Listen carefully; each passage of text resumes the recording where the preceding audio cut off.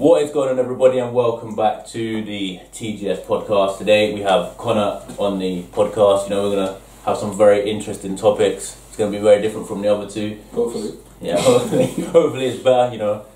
Fourth time. It's got to get better every time. Got to sound pretty much, you know?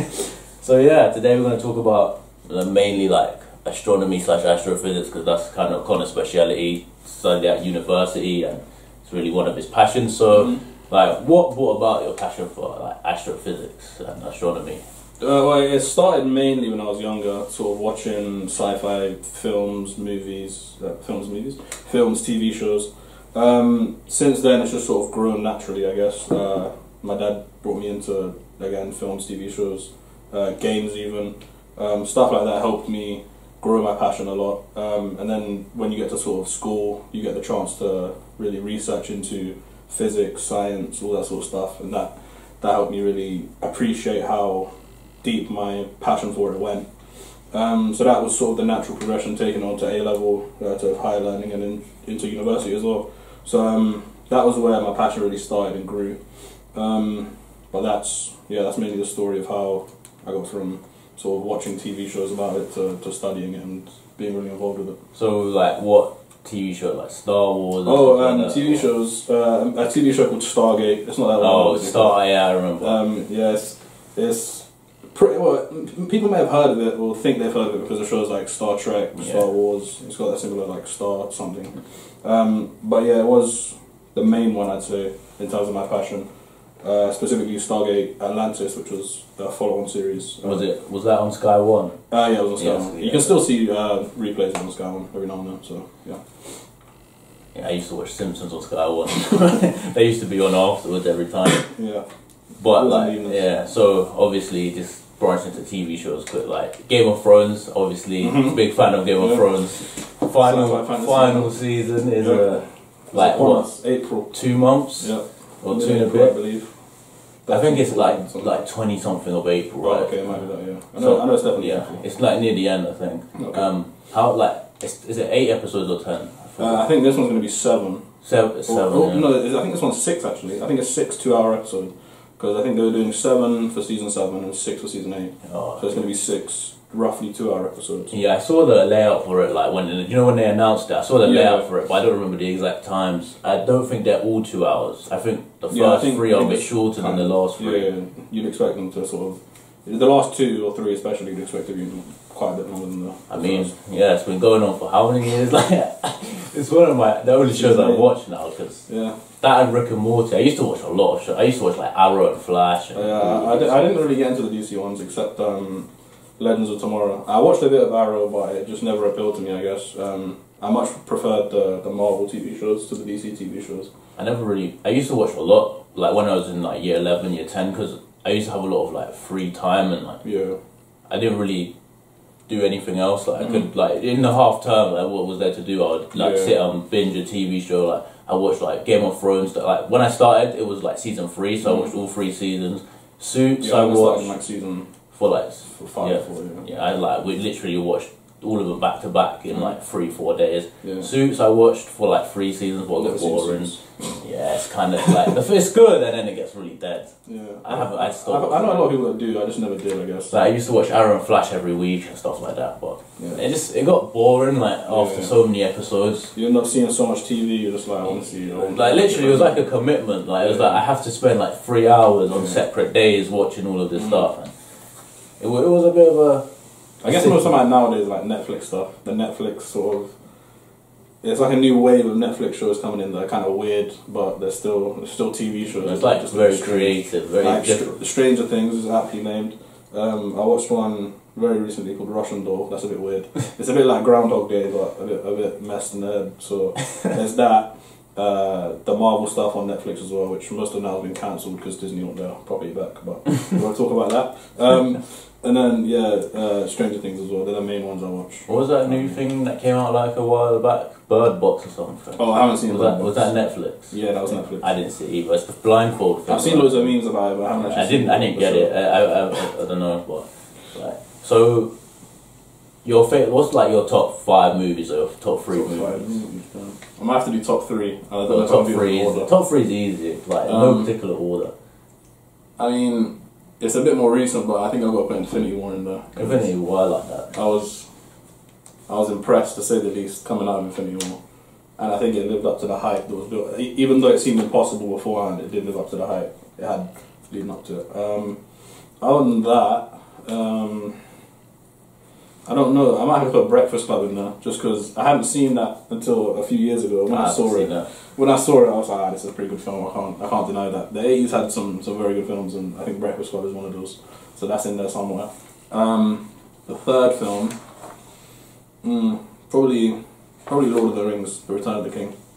I've seen all of the Lord of the Rings, but I don't really remember what happens. That's the one where I know like the concept. Yeah, that's the Gondor gets attacked. Rohan comes. Is that the one with the Ghost Army? Yeah. They get the Ghost Army to save Gondor, and they attack the Black Gate. With the elephants or whatever. Yeah. Oliphants, man. Get around. I think my top 3 movies probably like The Godfather Part 1. I haven't actually seen The Godfather. I like mafia films. Like I know it's probably shameful to admit, but I haven't seen any of them. Yeah, and my dad used to be a big fan of that. They're on my list for sure, but I haven't seen them yet. When I used to stay with him like every other week, we used to watch a film. So he made us watch Godfather. Yeah. Goodfellas is another one that I like. I haven't seen that either. And I think Interstellar is one of my favourites too. Yeah. I mean, some people were getting a bit testy over the physics that happened in there. I've seen a bit of it, but not all of it. I've come down when someone else has it on, but I've never actually sat there and watched it. It's like, how long is it? Like 2 and a bit hours. Yeah. It was long. Like, but let's transition into the astronomy bit. Like, let's start off with like these films. Like, now that you have like a deeper understanding of like physics, and obviously you've studied it, and you know like more than most average, like the average person. Is it harder to watch these films and TV shows because like some of it's a bit? Yeah, some of the physics kind of get a bit sketchy, and you're just like, that's probably not right. But for the most part, you can, if you want to, you can sort of suspend your belief for a brief period of time. It's only when something gets like really outrageous or really ridiculous, or it gets too cliche, that you're like, I can't sit with this. Like, there's some stuff. Most recently, the new series of Doctor Who. I was watching that, and there's an episode where a part of it, one of the companions goes, "Can't you just reverse the polarity?" And I was like, that's the line. Like in every sci-fi you hear, that's the line. Like it's so cliche. I've heard it so many times. It's like I can't. As much as I like Doctor Who, this new series, that was one of the first things as well that really got on my nerves. This new series wasn't that great. So if you want to suspend your belief, I think you can. It's more when things get a bit too cliche or a bit too outrageous that you kind of brought back down and you go, nah, I can't sit with this. Yeah, I mean, like I think there's a lot of like sort of hardcore like physics guys in the movie scene. Everything that is wrong. Like I think I was watching a podcast with like Neil deGrasse Tyson, and I've probably seen it before. I think it was with Joe Rogan, and he was talking about the Titanic, the back, like the sky, and it was wrong, and he wrote into the director and said it was wrong. Yeah, I was like, bro, it's a bit deep. But like with Star Wars and stuff, I mean, I think there's a line between like physics and like science fiction, because that's the whole point. Like with Star Wars, but that could potentially one day like happen. Like you could have ships. The current understanding we have for like even something like a lightsaber, the way it exists in Star Wars, like we can't duplicate that. You can't have a finite beam of light. It would have to extend forever. You can't contain it. So I mean, I think as we know right now, it wouldn't be possible. I mean, Brian Cox said you could have a mirror on top, but that's not really the lightsaber from. It wouldn't be true to what the show, or not the show, the movie sort of portrays. I mean, also, I'm not sure how the guns in Star Wars work either. They seem a bit. They seem incredibly inaccurate. I can't lie. Exactly, and a bit considering the sort of training that modern soldiers have. I'm surprised stormtroopers can't hit their shots, but I mean, Jedi's must be superhuman considering they can block those shots. I mean, even Han Solo, you know, he's pretty good at dodging them. There's a scene in A New Hope where he's running through a corridor and he gets about 30 shots flying past him and none of them hit. I mean, really? If you're firing lasers or beams of light, I don't think anyone can dodge those, because people can't even dodge bullets. So it's a sticky one. But have you seen Gravity? I've seen part of Gravity. I think I fell asleep halfway through it. Yeah, I should have. I wish I fell asleep. Shows you my appreciation for the film, I guess. Because that I watched it because everyone was hyping it up when it came out, and I watched it. I thought it was a long film, like Interstellar. I thought it was something similar, but it was like an hour and a bit. I didn't really like it. Like I didn't get the hype. over gravity. Yeah, I have felt the same when I watched it as well. It was obviously nominated for a couple of awards, and I think that's what made me watch it, and the fact it was a physics film, and I'd heard people on podcasts talking about it, and so I thought, let me try and watch it, and I remember pieces from it, but I don't remember the whole thing. It was not. So it's like the two astronauts and like their space thing gets hit by debris, and he like George Clooney's floating off, and she's holding on, and then he unclips himself. I was like, bro, this is nonsense. And then the other like big, I guess, science film is The Martian, which I've seen The Martian. Did you come with? Yeah, we went to see The Martian. That was a pretty good film. Yeah, it was pretty good. There were some parts that I don't think at the time I noticed because I hadn't sort of done enough studying and learning into the sort of things that it's also hard in the first time to like catch everything. Like, especially because a lot of the stuff in there as well. Well, after the first sort of act, a lot of it's sort of chemistry and biology based on he's farming his foods and stuff. That's more a chemistry standpoint than a biology standpoint. So at the time I didn't notice any sort of major glaring issues, but since then I've been apprised of some sort of discrepancies, but I think it's within reason to let them go because the sort of minor things are not. The one thing I don't know because I'm not that like well sort of versed in science as much, but when it comes to that one scene, do you remember where like I don't know what like there's a storm and it hits the glass and it breaks in The Martian, and he just ties like a bag in sense over the hole. I don't know if that would work. I'm not. Oh, like to keep the pressure. I guess it would depend on like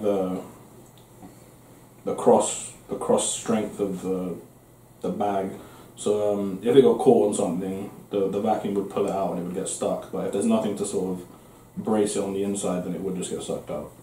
I mean, that was for me the weird one is like. But I like The Martian. It was a good film. Mm-hmm. Like so. Let's transition to like. So you think we can colonize other planets? Like, do you think it's possible? Eventually, I think we will. At some point, there'll be not much choice, or it'll be extinction. But I think eventually we will. I think it's a while off though. The technology to make out of our own atmospheres as easy or as seemingly easy as it was in the late 60s, 70s, and 80s. Going to the moon and stuff.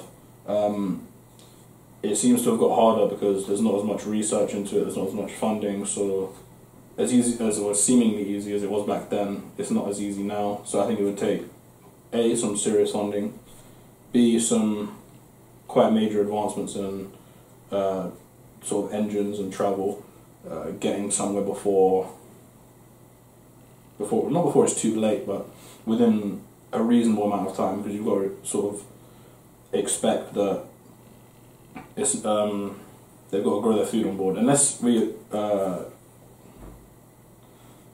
unless we colonize Mars, it's going to be quite difficult to get to a planet outside of our solar system. So I think inside our solar system, the only options are Mars. But beyond that, it's going to take some major. All the other planets are inhabitable in this solar system. Yeah, in this solar system. Like Mercury, Venus, way too hot. Jupiter, Saturn, Uranus, Neptune, just gas planets. You can't. And Pluto's not really a planet, is it? So I think the moon Titan off of Saturn. I mean, there's been a lot. I believe that's habitable because of the heat. It's either off Saturn or Jupiter. I believe. I think there's one on Jupiter they were talking about. I can't remember which one it is, but there was. The moon's called Titan. I just can't remember which planet. I think that's Saturn. It's the heat that Saturn gives off and the heat that the sun gives off is enough to keep it warm enough that there's ice on the surface, but there's actually liquid running water underneath the surface.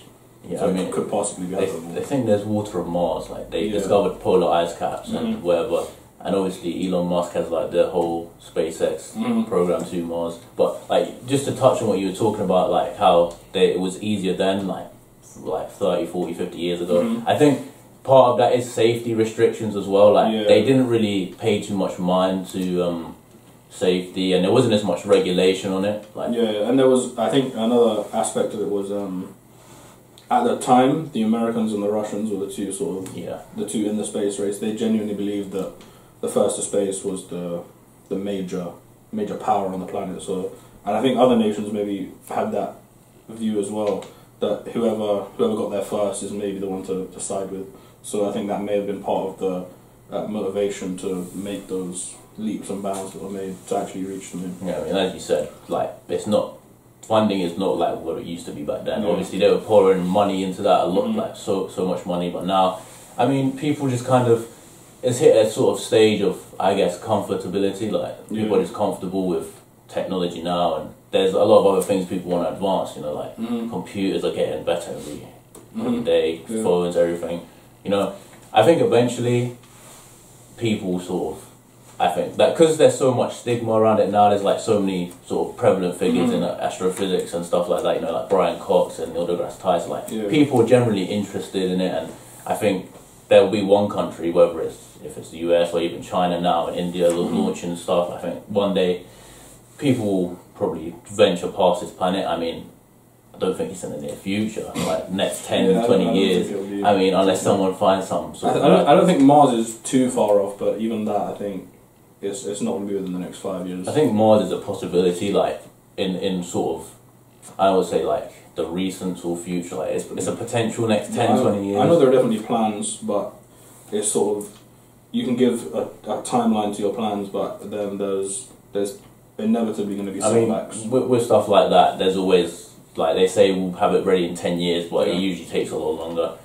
You sent me some questions, like, what you sort of want to talk about, so we'll start off, like, why does this, like, at night, obviously the sky looks different in different places. Now, obviously, if you're in the cities, a lot of light pollution is very hard to see what's up there. You can see very few. Obviously, you can see the moon and a couple of stars. I think maybe sometimes you can see Venus, because I think it's one of the brightest things in the sky for us. But obviously, when I go to Cyprus, in like the village, there's no light, so you can literally see everything. Yeah. And so, like, what causes like it to look different for us? I mean, there's two main things that will cause the skies to look different wherever you are. One of them is obviously light pollution, which is mainly prevalent in cities due to the amount of city lights, street lights, any kind of light or man-made light will affect the beams coming in, because the beams coming in are quite weak. So if there's so much light around getting into your eyes, it's going to make the sensitivity of your eyes, for one, a lot weaker. So, because if it was stronger, it would be picking up a lot more light from the lights, the street lights and such. So it makes it weaker, unable to detect stuff.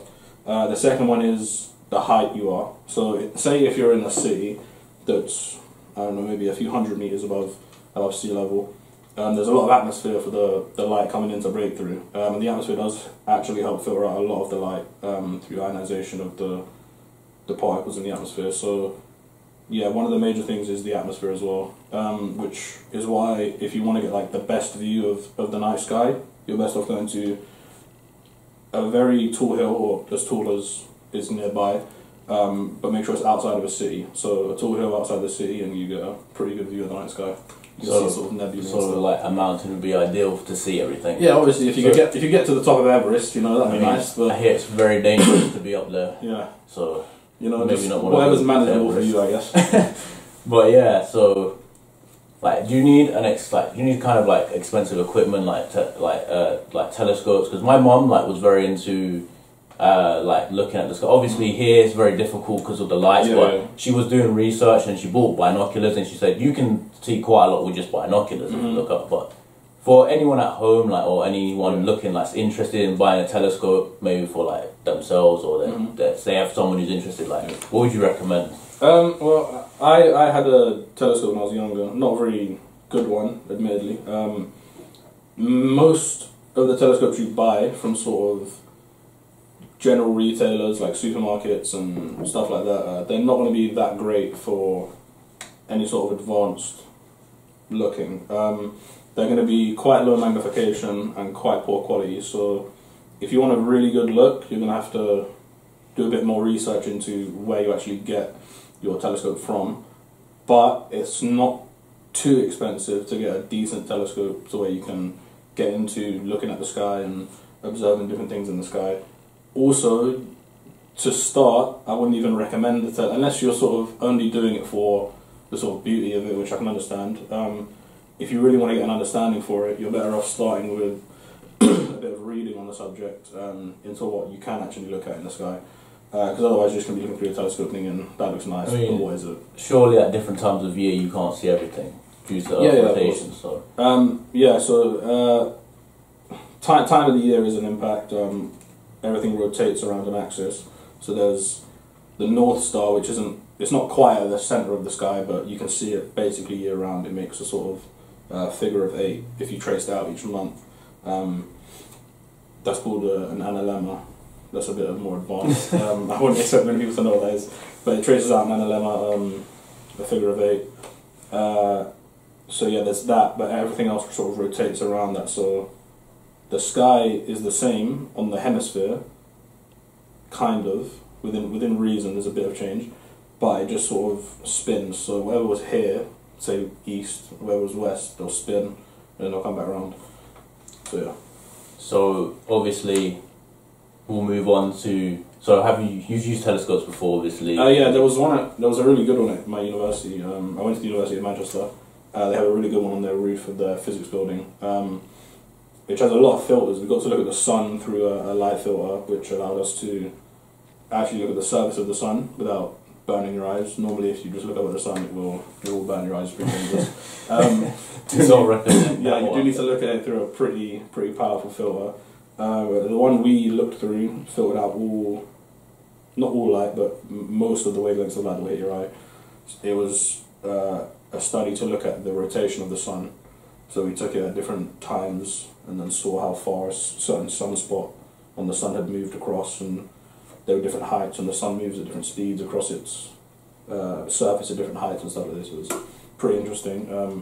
So yeah, you can do that, but they had a pretty strong filter on there, so it was a pretty nice experience to get.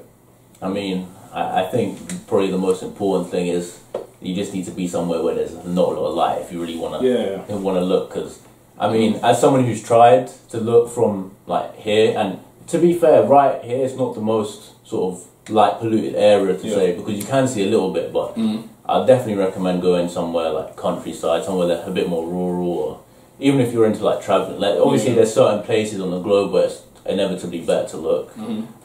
So black holes, obviously one of the big talking points in physics. One of the things that most people don't know a lot about, and it's one of those things that most people know about, but they know what sort of their concept, but they don't know what it is. Yeah, a lot of people know a little, but a little is only known. About a lot is only known to a little people. A little is actually only known about black holes, really. Like in the grand scheme of things. Because there's not really any in a distance, like a really close distance to us. Obviously, like you've got black holes, like the sun, like just obviously the cycle of a star. Bigger stars will decay eventually into a black hole or a neutron star, or the whole cycle of that. Just explain that a little briefly for people who are like. So sort of any star has the potential to collapse into a black hole, given that it's heavy enough.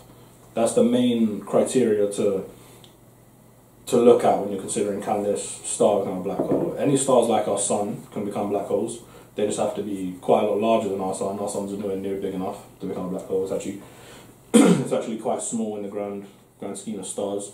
So if the star is big enough to become a black hole, at the end of its lifespan, over the course of a star's life, it will expand. As the elements inside get heavier, the gravity increases, but the pressure exerting outwards increases, so it causes the star to sort of blow. And once the elements inside get heavy enough, the star will collapse down into a supernova and explode. I'm sure most people have heard of a supernova as well as a black hole. So a supernova is like the step before a black hole, possibly. So a star will collapse down into a supernova, and then at the end of the supernova's life, supernovas are quite bright. I think there's been one in the last few thousand years been visible from Earth. There are cave paintings. I can't remember where they are. There's cave paintings of a bright light in the sky, and we know that it was a supernova that we can now see the nebulae of, but the supernova itself is finished. So after a supernova has exploded, there are two sort of resultant factors after the supernova. So if the supernova's mass isn't heavy enough, all the mass of the supernova will collapse down into a neutron star, which is high energy neutrons, basically the same as a star like our sun, but it's just made up of neutrons, no elements. And extremely dense. Yeah, incredibly dense. Neutrons are one of the heaviest subatomic atoms, so if it's just those in a tightly compact union, it's very dense. And then the other option, if it's heavy enough, will be a black hole. Again, everything collapses down, but instead of sort of staying at one point and all being neutrons, it collapses even further into what we call a point mass, which is, the way to think about it is, there's almost nothing, but there's a lot of something in the nothing. So the density is incredibly high. So let's say you have a glass full of water. There's a lot of water in the glass, but we know the density. Imagine taking all that water and collapsing it down into the smallest like pinprick. It's going to get really, really dense. That's kind of, in theory, what a black hole is. All the mass is compacted into a really, really small area or volume, and it causes everything to get sucked in, and this is what creates a black hole. And because the density is so high, we know that the gravity is high based on equations that we know that relate to other things in physics. We can apply them here, and it causes everything in the sort of given radius to be sucked into the black hole, and that's where you get the sort of iconic pictures of light bending around a black hole and the accretion disks. That's what everyone sort of knows as a black hole, but the black hole itself is only very small. So obviously, I think if a lot of people, one introduction they would have to black holes. Obviously, if you've done maybe a little bit about it at school, in like maybe GCSE, like you'll touch on it. I think there's a bit of GCSE. But if you do A-level physics, you'll definitely learn a bit more about it. I think a lot of people might get some information from Interstellar, because that's one of the, I don't know if you've seen up to this point, but he actually goes into a black hole in Interstellar. No, you haven't seen that. And obviously, that's a bit questionable. Yeah, but, you know, going into a black hole, you're basically dead. There's a process called spaghettification, which if you pass the event horizon, not quite the event horizon, if you pass the sort of boundary of a black hole, because the gravity is so intense, your body actually begins to start stretching. So that's why they call it spaghettification, because the gravity sort of slope is so intense. Say the black hole's here, and you're laying down sort of flat against it. Your feet here, let's say, and your head this side, your feet are going to experience a much higher gravity than your head, so it's going to sort of get stretched into the black hole, and yeah, it's not. I imagine it's not a nice way to go. The best way to live out your days, like. So obviously, explain what an event horizon is like. Oh, so the event horizon of a black hole, specifically, is when you pass the point at which, or in basic terms, where you pass the point at which an outside observer can no longer see you.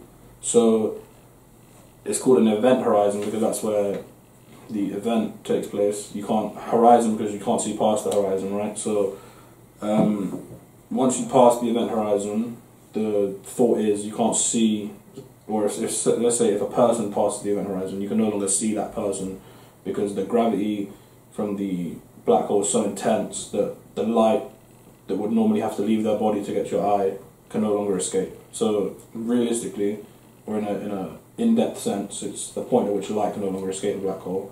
But or in layman's terms, it's kind of the point at which you can no longer see anything. So obviously, there's a supermassive black hole at the center of every galaxy. Yes, right? Also, yeah. That's what the consensus is. So obviously, the center of our galaxy, the Milky Way, there's a supermassive black hole. What does that entail? Like, how does it affect like the galaxy? Sort of? So the black hole, or the thought black hole at the middle of our galaxy, helps to hold everything in place. So when you look at pictures of galaxies online, there's two that will stand out. There's one called a spiral galaxy and one called an elliptical galaxy. Milky Way is a spiral, so it's the one where it has sort of the middle and then strands coming off. That's our one. The reason you get effects like that is when there's a black hole in the middle. I just want to say most galaxies start out as elliptical. Start out as Spiral, sorry, yeah, that's the one. They start out as spiral. Elliptical is usually, or thought to be, when two spiral galaxies collide and they make an elliptical.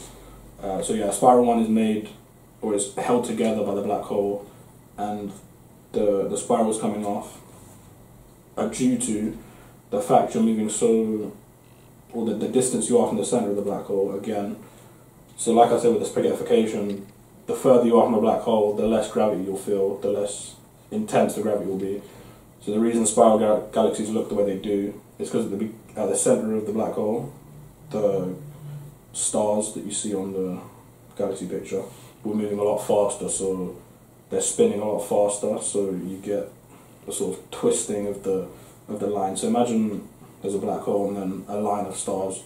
The ones at the front will be moving fast around, and the ones at the back will right, so it kind of creates kind of like it starts to bend. A curve, yeah. So,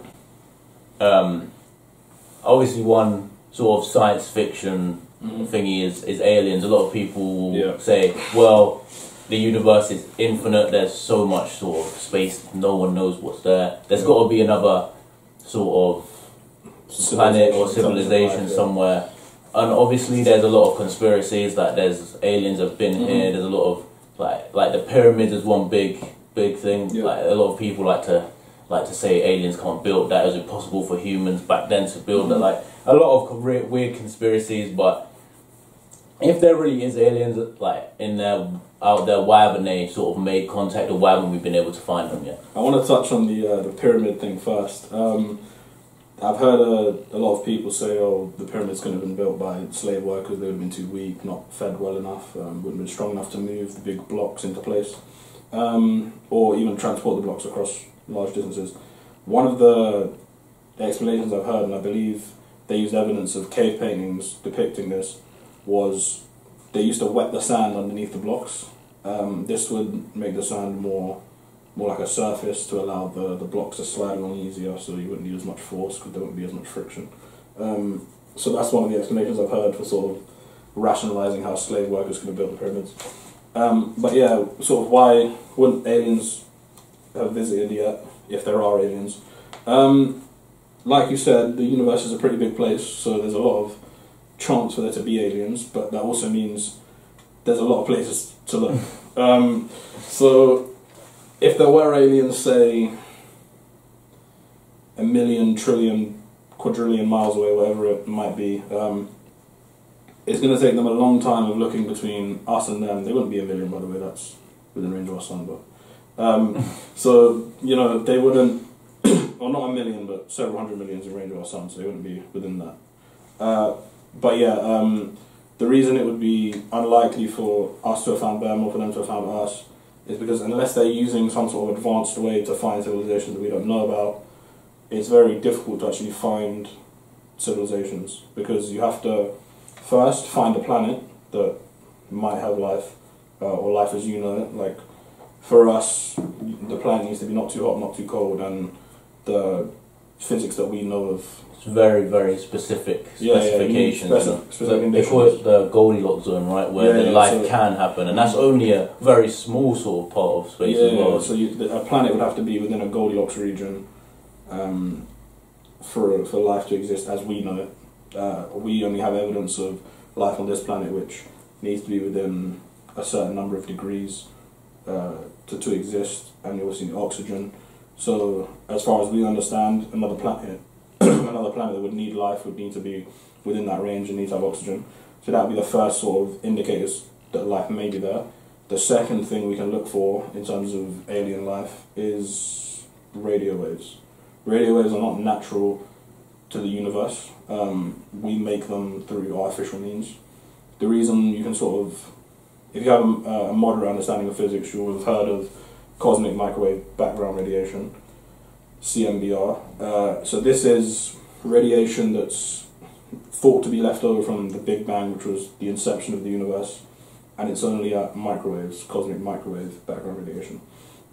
So if radiation has been around and been expanding, been stretching since the beginning of time, or time as we know it, has only reached the length of microwaves, again you need to have a basic understanding of sort of the wave spectrum. Microwaves are smaller than radio waves, so eventually the cosmic microwave background radiation will become cosmic radio wave background radiation. So it's not quite got stretched enough and long enough to become a radio wave yet. So that's how we know that radio waves have to be artificial, so we can look for radio waves on other planets, and this will give us an indication of if there's been intelligent life there or there is intelligent life there.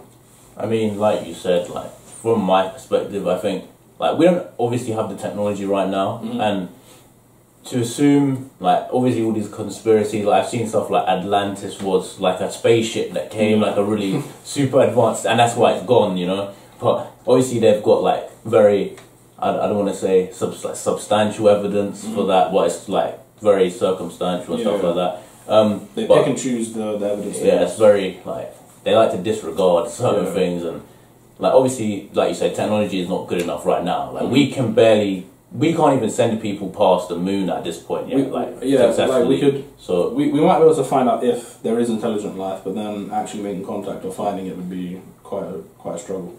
Plus, we have to assume that the life is sort of like us in a way, because it could just be bacteria on a random planet somewhere, and like obviously life here started very single cell. Who knows what sort of stage of life another planet could be on, provided this is the only sort of way. Like, and that's another thing with the radio wave method of finding stuff.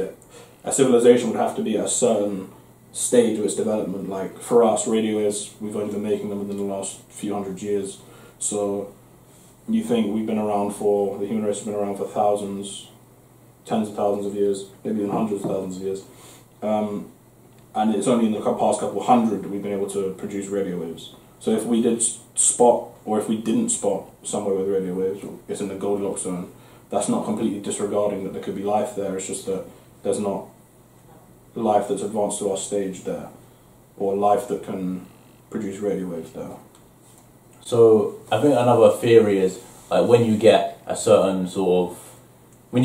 level of technological advancement, people seem to think you go sort of inwards rather than outwards, as in you go more into virtual reality, sort of more of a matrix sort of world rather than explore the galaxy, because obviously we have VR technology now, and it's pretty good. Like you could go in, play games, you can sort of interact with others, and it's making a lot of advancements. Obviously you start with like the Oculus Rift and stuff like that, and it's sort of moved on, and a lot of people have this theory that one day you'll just be able to live inside virtual reality, because it does seem a lot closer in essence than being able to go and live on Mars at this point. I get that. And there's the film Ready Player One, which I think is a good example of how a world like that could look. If anyone hasn't seen the film, what happens in that film is people are basically living inside their virtual realities. They're playing games, they're meeting people, they're having experiences, and the world that they used to know that we live in, the one that's, I guess the film's trying to say we could develop into, is kind of almost post-apocalyptic. They're sort of living in stacked caravans inside big parks. In the film you don't see many houses. You see buildings, but they look run down. So yeah, it's sort of opposite of a utopia, sort of. It's what hundreds of years ago people would have thought was Armageddon, but I guess some people now think a world like that could be a utopia. And the film does a really good job of saying, as much as inside the virtual reality could look like a utopia, outside could look like post-apocalypse. I mean, that sort of saying reminds me, I don't know if you saw this show on Sky One, it was a while ago, it's called Terra Nova or something, where they go back in time. I mean, I don't think that's very possible to go back in time. No one's found any sort of way you could go back. Einstein didn't think so, but you can go forwards, and if you have like the perfect sort of like tech, if you travel at light speed, a certain sort of, is it like a certain distance away from Earth, you experience 5 years, someone could experience a lot more. Like that's like what happens in Interstellar as well. As much as it is time travel, like in the sense you're talking about, that's more I guess in a way it's perceived time, it's relative time travel, so to us it would look like someone has time travelled, but in their perspective they still existed for that amount of time, it's just passed a lot quicker. So it's more like a time skip than a time travel. Like clicking fast forward, for example. So obviously you touched on how like even if we do discover life, it'll be very, very difficult to get out, especially if it's not in the region like close to us. Obviously there's the whole thing of light waves. Obviously, if someone's really far away, they wouldn't be seeing us now. Yeah. Like, if they're 65 million, however, like 65 million years ago, they're seeing that, they're going to see dinosaurs, you know. Maybe if there isn't an advanced civilization and they see that, they wouldn't want to, they can't make contact with us, you know what I mean? Like, it's very sort of, it's a very difficult subject, you know, to tackle, but what would be the relative way that we would go about contacting different civilizations if we found it? One of the things, that if you don't have a very good understanding of physics, you might just think, oh, why can't we just look at the surface of a planet and see if people are walking on it? You have to understand the planets in question are thousands, if not millions, of light years away. There's no telescopes near powerful enough to look at the surface of a planet from that distance. So it's sort of, it goes back to the radio wave detection thing. We don't use radio waves because we think it's the smartest way, we think it's, you know, the flashiest. It's the most practical because we don't have telescopes powerful enough to view visible light from that far. It's just, they can view visible light, but not visible light to the resolution that you could see a person on a planet, right? You could maybe see the star that the planet's orbiting, but that's about it. We mainly know there's planets around stars that far away because of when you look at the star, you zoom in enough, you see blank spots around the star at certain points of the year, you know that a planet's passed by. So that's how that happens. I thought the second part of the question was it? I was like, well, I said, what are the ways that... how do we contact? So one of the things I think that was sent out in the 40s, 30s, 40s, I think it was 30s, at the Olympics in Germany, some of the clips from that were sent out on they were broadcast basically into space. So if a planet far away was looking at us at the right time or the right time in the future, enough light years away, so at the moment it would be like 80 light years away, which is not that far. But if they were 80 light years away and they were looking at us now, that's what they'd pick up on their radio broadcasters. I think if they did, they probably wouldn't want to come, just because of how the world was at that time and what was probably broadcast.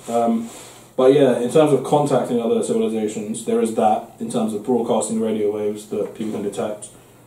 The reason, again, you use radio waves is because they're not natural, so if they spot radio waves, then it's life. Other than that, there's not much, because the technology we have isn't complex or, you know, advanced enough to reach another planet that's several thousand light years away, at least not quickly. One of the things that can sort of cut the distance down, but again, we don't have technology like this yet, but theoretically it is possible, is something like a wormhole. So a wormhole, imagine you have a piece of paper that's laying flat, and you're going from here to here, so sort of the top to the bottom. Normally you have to travel all the way across, but a wormhole in theory will allow you to like fold the paper so the top touches the bottom, and in one step, in an instant, you can go from one place to another. Again, theoretically it's possible. In Thor, you see it. All the time. You see it in Interstellar as well. Yeah, the Rosenberg Bridge, the Rosen Bridge, the Einstein-Rosen Bridge, which was an Einstein and Rosen theory. They theorized that the wormhole is possible. You see it in Thor, again you see it in Interstellar, like Tony said, and I haven't seen it, so I don't know. Yeah, they go through a wormhole. Oh, okay. You see it in the show I used to watch called Stargate. That's like what the series is based around. The Stargate they go through is like a wormhole machine. Yeah, that was wormholes to form between two places.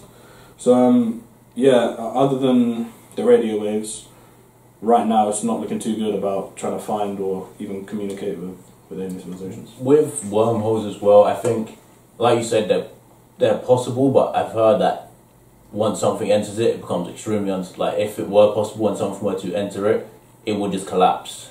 Like from what they know right now, they don't have any sort of solid backing to say they could actually put something through a wormhole. Yeah, it would be dangerous for sure, because even if you could, let's say, maintain a connection between one place and another, you'd have to know that the place you're going to is safe, not even habitable, right? Because you could send someone through in a suit, and you know they don't have to breathe in the air. They've got an oxygen canister, whatever.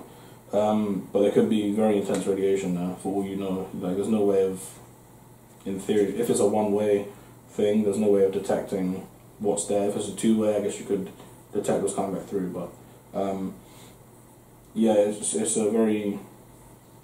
very much based in theory, and there's a lot of opinions on it, and some of them may be better than others, more accurate than others, or it's hard to really nail down what would happen if you went through. So obviously, there's a lot of like we touched on earlier. For life to exist, you need a lot of sort of things to go right. In essence, you need sort of, as well for us, you need oxygen, water, temperature, atmosphere. Obviously the sun goes through a cycle, like we touched on as well, and eventually it will die. So for the Earth, that will be the end, most likely. Like, because obviously as the sun dies, it expands, and I've seen that it will engulf the Earth. Like, through their predictions, it will get that big. Yeah. So apart from the sun, what else could potentially like kill the Earth? Obviously they've got a lot of apocalypse films like Armageddon with meteors and stuff, but what are the dangers from space? Okay, so dangers from space is actually quite a lot. The main one is the sun, just because it's so close, and it's, as much as it helps us and it sort of gives life to the planet, it could just as easily wipe it out. Like you said, when a sun gets old, it bloats, expands, and eventually our sun will consume us as a planet. The other danger from the sun is mass coronal ejections, which are basically big spires of mass that get ejected from the sun through minor disturbances. A lot of mass will get ejected from the sun. It will come out like a beam. It could incinerate the Earth. There's been quite a lot of films based around this, and shows as well have incorporated mass coronal ejections. So they're a real danger as well. Like you said, asteroids, meteors, they're also a threat. Any that pass near us are a threat. And if one were to hit us, it wouldn't need to be that big to take us out. I think the one in Armageddon is like the size of Texas or something. And that's like more than big enough to destroy the planet. You'd only really need one locally to us. I know Wimbledon, if one was the size of Wimbledon, it could probably, and it was moving fast enough, it could hit us, and it would most likely cause a nuclear winter of the planet. So although the impact might not kill everyone, there would be a gas cloud that would envelop the planet due to the impact, and that would be enough to kill everyone. Obviously, I believe the dinosaurs were wiped out by a meteor. That was an extinction level event. Most life on Earth was made extinct through that. I think there were some microbes and some water. I mean, there's certain like small animals that sort of made it through. Yeah, some sort of underground animals, some underwater animals survived. But that's the sort of dangers that an asteroid could cause. I've read somewhere that even something as harmless seeming as a marshmallow, if that was travelling at the speed of light and it hit the Earth, it would be the same impact and the same potential energy as if a hydrogen bomb went off. So a marshmallow travelling at light speed, so it could literally wipe out a city. Yeah, it could level a city. A marshmallow travelling fast enough. So obviously, another thing is sort of radiation could be very, very harmful. But I want to finish on the asteroids and stuff. Like the bigger planets, sort of further away, they do a lot of sort of asteroid prevention for us, right? Because of their gravity, they divert the asteroids sort of away. Even our moon, our moon's a big factor. It can help push stuff away. I guess by the same token, it could help pull it in, but it's more of a push than a pull. I mean, like, as we touched, like, the luck that you need for life, that's one thing. You have the bigger planets sort of behind that even support that. But like I said, radiation is another big sort of problem. So obviously you've got, X-rays, gamma rays, that's all emitted when the stars die, right? Yeah, so like a sun through its life will emit all types of radiation. So everywhere on the spectrum it will emit all different types of radiation. Our atmosphere is almost like a blanket of protection to the majority of the radiation that the sun emits. Our atmosphere will filter out a lot of UVB, ultraviolet radiation, which is what you use when you want to get tanned. Most of the time it will be UVA or UVB. Our atmosphere completely filters out UVC because it's actually too dangerous for the skin. fortunately, like I say, the atmosphere filters that out. It also filters out a lot of smaller radiation like gamma rays, X-rays that the sun shines at us, which again is fortunate because they are powerful enough to kill us in a long-term sense. So yeah, there is a lot of danger of radiation, but our atmosphere, at least from the sun's point of view, our atmosphere deflects or absorbs most of it. What's it called? Like it's like the super high, like gamma ray burst or something, like where just a sort of slingshot of gamma rays are fired across sort of the universe. I can't remember exactly what it's called. I think you might be talking about like a there's two main ejections of bursts in terms of an astronomical scale. So one of them is from black holes. We believe that black holes, when stuff goes into a black hole, it's broken down and then is emitted from the sort of poles of the black hole. Those are called quasars. So black holes emit quasars, which is high energy beams. It can be gamma rays, like you say. And then the other one is pulsars, which is almost the same but from neutron stars. So neutron stars will emit high energy beams. I believe they're of neutrons. It would make sense. And they sort of spin on an axis, but they're always ejecting from the poles. So, like, there's a way of detecting the period of rotation of a neutron star, because it's always emitting these things and it's always rotating. So if you look at it from the Earth, at some point it will line up with the Earth, right? So you'll be able to detect the gamma rays. And then all you have to do is wait until it does it again, and then you can find the sort of rate, and it's pretty constant. It can also help us. That helps us in measuring time, like units of time, because it's so constant. It can help us sort of rationalize our own times, and it helps in internal clocks or stuff too. So obviously, we touched on the dangers there of, like, there's numerous, like, we didn't even talk about all of them. Obviously, there's stuff like rogue planets that just fly around, like just planets just flying around planets, and stuff like that.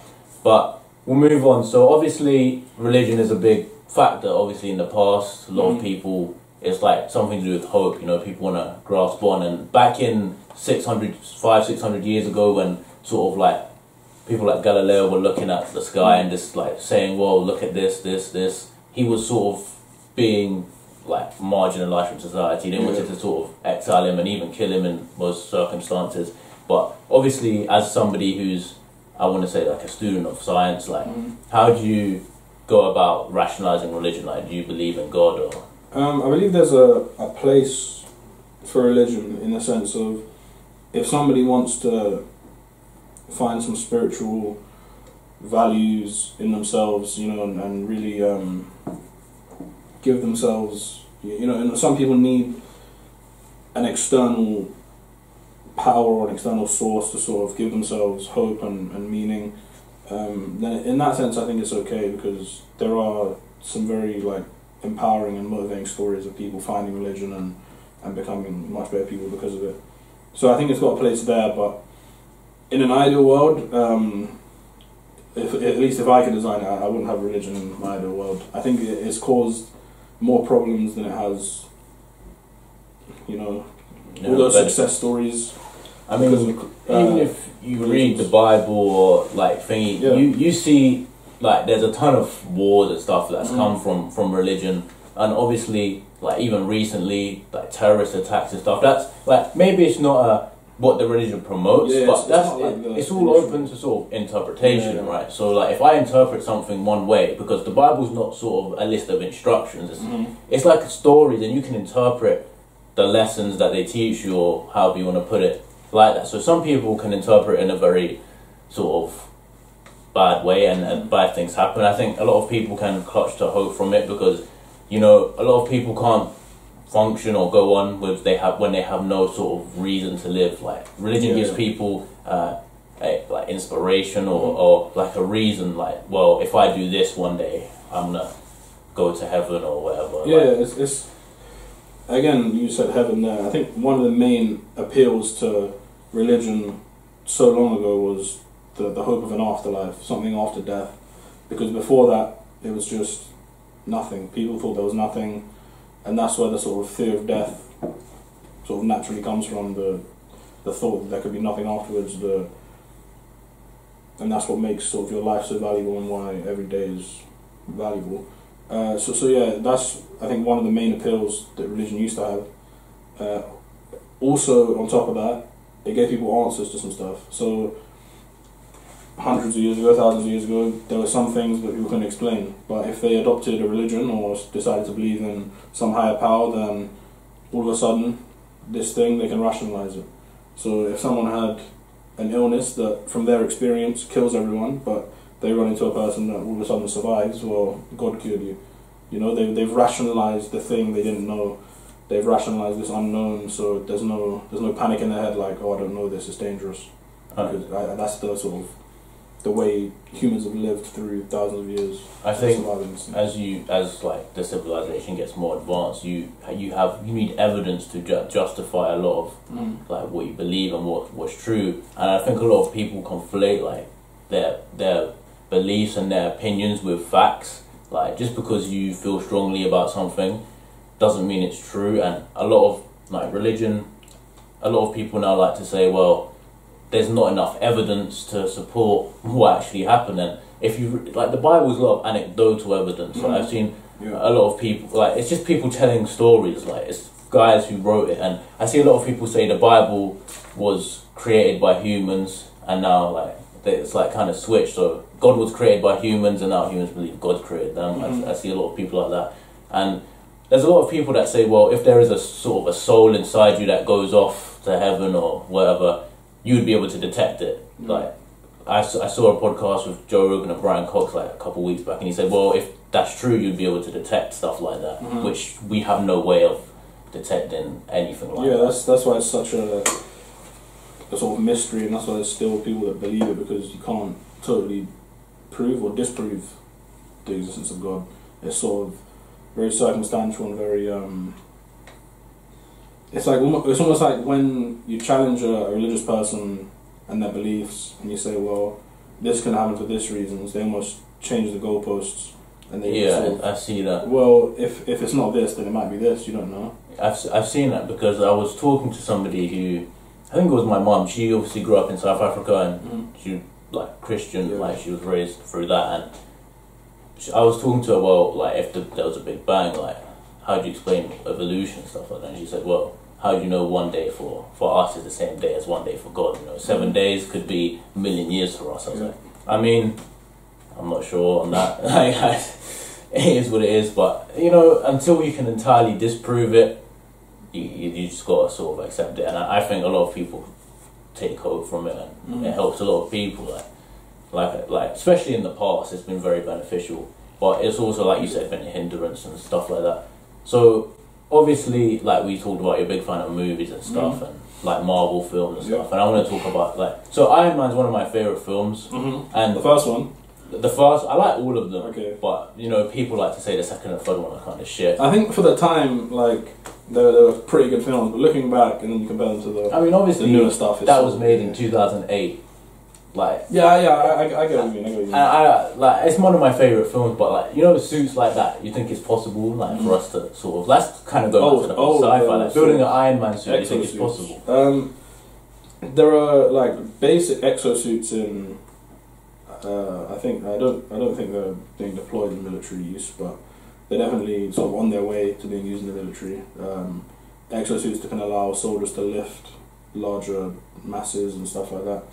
The full Iron Man suit, I don't know. I think not, like with the propulsion and stuff, and the sort of energy blast out of his hands. I don't think. I don't think it's possible, and even if it is, I don't think it's a lot of energy, and it would be extremely loud to lift that mass. Plus, like the heat that would be given off from it, you'd probably roast inside. I mean, obviously, how do you get that much sort of metal or material without it being heavy as well? Like, you'd have to. I guess if there was an exosuit inside that supported him, that could help. But I think even if something like that was possible, which I think certain aspects of it aren't. I don't think it's in the near future. So with like technology getting so advanced, obviously we see in Avengers 2 where they Iron Man and Bruce Banner invent like a like they use like is it the Tesseract or whatever to sort of form a new form of artificial intelligence, which. Oh, I think they use the staff. They use the whatever it is, and they create an AI that's way more advanced than anything they have already. Do you think that's possible for us? And obviously we don't have Thor and Iron Man running around to stop that. So do you think it's possible that robots could take over? I think robots taking over is a bit of a stretch and a bit of a. I think it's something people use to sort of scare tactics more than anything. They almost want to believe there's something dangerous coming for them, so they have something to fear. I think it's just part of human nature to always, for one, like the gap religion feels to have hope, but then there's another thing in human nature to sort of want to direct your anger and your fear or something. So I think that's part of it. I think there is potential for advanced AI, like you saw in Avengers 2. With Ultron, but I'm not sure that they take over. I think if you put enough boundaries in place, it would. I mean, there's a ton of like robot apocalyptic movies and TV shows. Like you got like iRobot with Will Smith and stuff like that. You got the Terminator as well. Yeah, so, I mean, eventually you'd assume that medical technology and stuff will get that advanced that you'll be able to, like, if someone's blind or something, you'll be able to make them see, like give them fake eyes, fake arms, fake. So yeah, like stuff like that's more. As much as it is sort of, it needs a scientific advancement in terms of the technology. It's also something that's quote unquote possible, but just difficult to the point where it's not possible. So, like in an ideal world, say like your eye example, you'd be able to replace every single piece of your eye, and you could have a new eye. It's just the technology to make that, or the process of making that is so difficult, it's not worth it. Just because it would take so long to make the eye, the person would probably be dead. Like that's how intricate things like the human eye are, and the human brain and the heart and stuff. So to create synthetic ones would take A, too much time, and B, it just needs more time. I mean, I think eventually they'll be able to create all kinds of stuff like that. Yeah, I think eventually they'll. I think it will definitely start off with people that need it. So like more people that have gone to war and lost legs and stuff. People that are blind, they'll be able to see. But then eventually they'll be able to make it so good that the eyes they make are better than our natural eyes, and that they'll be able to make more efficient human beings in a way. You know what I mean. And I think it will just become a fashion in a sense. Like you see plastic surgery and a lot of that. I think it'll become a fashion to go get these eyes and be able to. I think humans will just become way more advanced in the future through our technology and stuff like that. Yeah, I think the one issue I have with that is like that if that was to happen, there wouldn't be much difference between that and sort of advanced genetic modification. And genetic modification, as we know, in terms of living animals, is a big no-no amongst most. I think there's a guy who cloned a human or something. He tried. I know there's. Oh no, it wasn't that. He started these twins or something with a. He tried to modify the genes to give them like AIDS resistance or something. Like it was a disease. He tried. I think it worked, but he didn't tell anyone that he was doing it. I know there's been on a podcast. There's been a clone of a sheep called Dolly. Yeah, that's a big one. Everyone knows about that. Yeah, that's happened in the 90s, I believe. But yeah, genetic modification is for most governments in the world is a big no-no. So yeah, I don't know how if something like that were to come about, I don't know what the sort of government regulation on it would be, seeing as it could be quite close to genetic modification in a way. Sort of, if you were to give better eyes that could see, UV light, there's almost certainly a genetic modification alternative to be able to do the same thing. So I don't know how. I mean, right now the risks are way too high to try stuff like that, because if you try and mess with, you could seriously disable. Like if you're messing about, you could seriously harm the human life, or just eradicate it in general. I mean, it's like once you have I think it's more like in embryos and stuff where it's easier to like right now. Yeah. Me and you probably couldn't modify that much. You know what I mean? Yeah, it would be some serious consequences. it like you never know. It's not like Deadpool where he just goes through some weird treatment and he's got weird powers. It doesn't work like that. I mean, it'd be cool if you could just go somewhere and get whatever powers you wanted.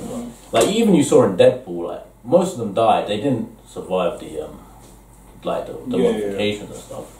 And I think that would happen right now if people were trying stuff like that. Yeah, I think if you tried it on like a fully grown person, the sort of stress it would put the body under would most likely kill the person. I mean, it's probably entirely possible one day, but right now, like you said, it's probably in the distant future when stuff like that happens. And I mean, there'll be very strict regulation on it. Like it won't be just easy to go to the doctors and get a new eye or a new hand. I could touch briefly back on the religion thing. There's a story about Nicholas Copernicus, the person who came up with the model for our solar system, in terms of before him it wasn't known if the Earth was at the centre of the solar system and the Moon and the Sun and the other planets rotated around it. That was mainly religion's view, that the Earth was at the centre, because that would mean God created the Earth specifically with the Earth in mind, that everything else rotates around it. But Copernicus was the first to sort of say, no, the Sun's at the middle, we rotate around the Sun like the other planets, and the Moon rotates around the Earth. And when he brought this forward, because the world at that time was mainly religious, I can't remember which country it was in, it was definitely Europe, and it was definitely a Christian country. He was sort of lambasted for his views, and they were brushed aside, because if the Sun was at the centre of the solar system, it meant the Earth wasn't the priority, and that if there was a God, he didn't make the Earth with the centrepiece, or we weren't the centre of attention, and that sort of annoyed religious people at the time. And they had him executed for his beliefs. And that goes back to another thing, like religion, as much as it has done good in terms of it's made some great people, and it's made there's some basic beliefs in some religions that are good beliefs, and we should all try to adopt some of those beliefs into our lifestyle. Just because some of those beliefs are good doesn't mean they all are, because like you said, religion is open to interpretation, and these holy scriptures were all made thousands of years ago to fit the Earth as it was thousands of years ago, and now we have a different Earth, and how the Earth is now, we shouldn't be trying to live by the rules of thousands of years ago. I mean, well said, I don't really know what to add, but it's come a long way since then. Like, I think that was one thing, discovering the Earth is not at the centre of the universe, and it's not, in terms, well, it's special, but it's not like, it's unique, but it's not special, you know what I mean? But yeah, as far as we know, it's special because we haven't found anything like that, but the chances of finding something like that is like you've got to go on probability. There will probably be something similar. Just to wrap up, like one last thing, like I want you to sort of explain like how the Big Bang occurred, and then we'll wrap it up. Like, because I think we missed that one out. Like forgot about it. So yeah, the Big Bang, as we know it, or as most scientists know it, was an event that happened at the inception of the universe. Before the Big Bang, all the matter in the universe was in sort of a pool of matter and plasma. It was all in neutrons, protons, electrons, just in a big soup.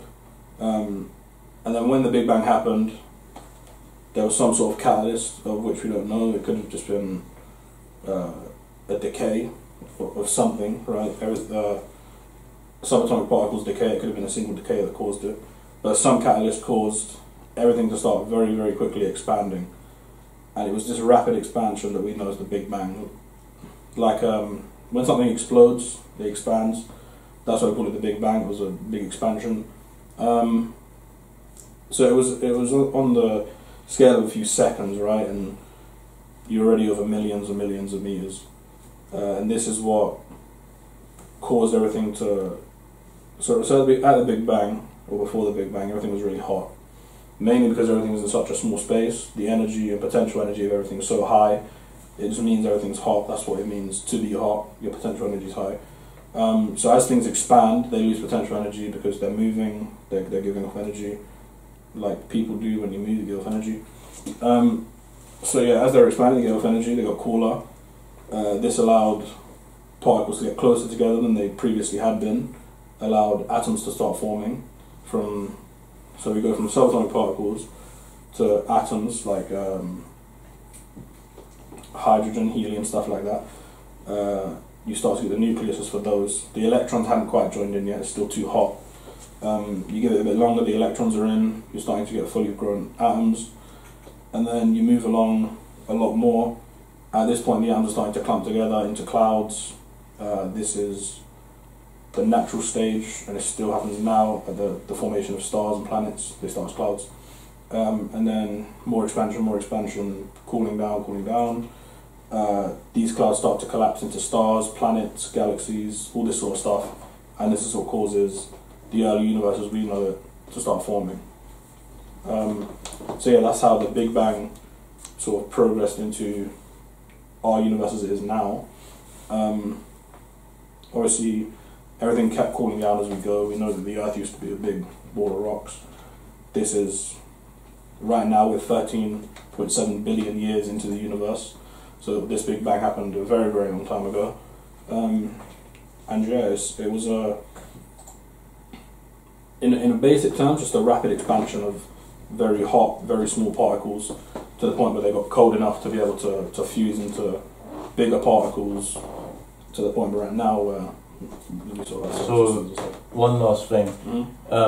So, I want to just clarify dark matter and dark energy. It's not like I think people get like antimatter and dark matter confused. Like they think that matter and dark matter are like opposites. But I think it's a better way to look at dark matter sort of like an unlocked character in a game where you know it's there, but you don't know what it is. Yeah, I guess that's in simple terms. That's probably a better way to look at it. Like, say you're playing Super Smash Bros, for example, right? You have Mario and Luigi, and then you have Wario and Waluigi. So let's say Mario and Luigi are your matter. You've unlocked Wario and Waluigi, they're your antimatters because Wario is the anti of Mario, Waluigi is the anti of Luigi. But then you haven't unlocked Bowser, right? And Bowser is the dark matter of the situation. He's still locked. So you've got your two unlocked, which are like Luigi and Wario and Waluigi, and then you've got your dark matter, which is your Bowser. So yeah, the antimatter and dark matter are different. The main way in which they're different is we can actually detect antimatter quite easily. It's not prominent in our universe, mainly because when antimatter interacts with dark matter, when antimatter interacts with normal matter, they annihilate, which just means they combine and they turn into just pure energy. They release gamma rays and some energy is given off. But dark matter and dark energy are different to both of them because currently we have no method of measuring, or not technically measuring, but we have no method of detecting dark matter and dark energy. The only ways we know, or the only ways in which we can know they're there, or the only reason we've begun to theorize them is because there's kind of gaps in our universe mass-wise. So we can look at a picture of the universe and see that something over here is experiencing X amount of gravity, but it should only be experiencing Y amount of gravity from what we can see and what we can detect. So there's a difference between, say, X and Y. Let's say X is a lot bigger than Y. We need something to fill this gap to get from here to here. So this is dark matter and dark energy. This is what makes up the discrepancy in the gravity. Because as far as we know, dark energy, dark matter, they give off gravitational force. They have a mass, but that's the only thing. I mean, I think it's the composition, or they suspect it's 5% matter. Yeah, so 25% dark matter, 70% dark energy. Yeah, it's around that. Yeah, so the amount of the universe that we as matter, like we will take up matter. The amount we take up is very small in the grand scheme of things. The majority is dark matter and dark energy. Well, that's a perfect place to end it, yeah, thank you all for watching this episode 4 of the TGS podcast. There's still a lot of stuff to cover, so in the future, Connor can come back and talk about, there's a ton, there's astrophysics. Hopefully it's just the start. Yeah. So anyway, thank you all for watching. Be sure to follow Connor on like Twitter, Instagram. You know, I don't use it much, for sure. He doesn't use it, but he can use all the followers. You know, why not? But yeah, thank you all for watching, and yeah, I'll see you next time. See ya.